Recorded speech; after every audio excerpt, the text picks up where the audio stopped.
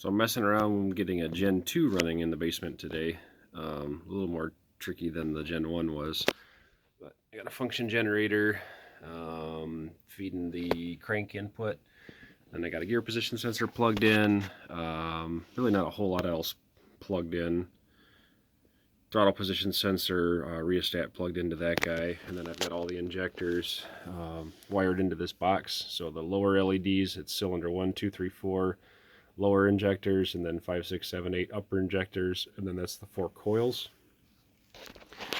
Then I got a few sensors bypassed, but I learned something today about secondaries that I didn't know before. I knew before that going into neutral would kill the secondaries, so when you have a GPS sensor flaking out, it kills your secondaries, which really sucks for boosted guys. Let me go ahead and push this button here, get this thing.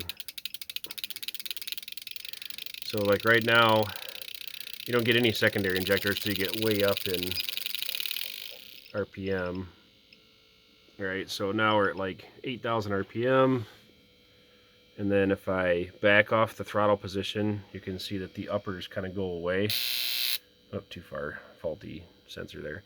So anyway, so as I give it more and more throttle, you see the uppers kind of come in. Those reds are really bright, so it's hard to see them dim much. But so something else that I learned that I thought was kind of interesting was, so if you go into, if I can find neutral real quick, if you find neutral, you'll see your secondaries go right away, which is obviously bad. The one I was kind of surprised about is the coolant temperature sensor. So if I pull my resistor out of there, you instantly lose your secondaries, which is a bummer.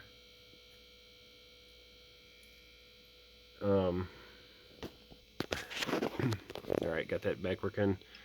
So I'll just crank it up and start seeing.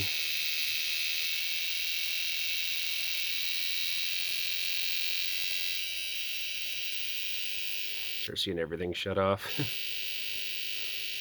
Got no fuel basically. That's some pretty wild stuff. Those relays sound crazy at 13,000 RPM.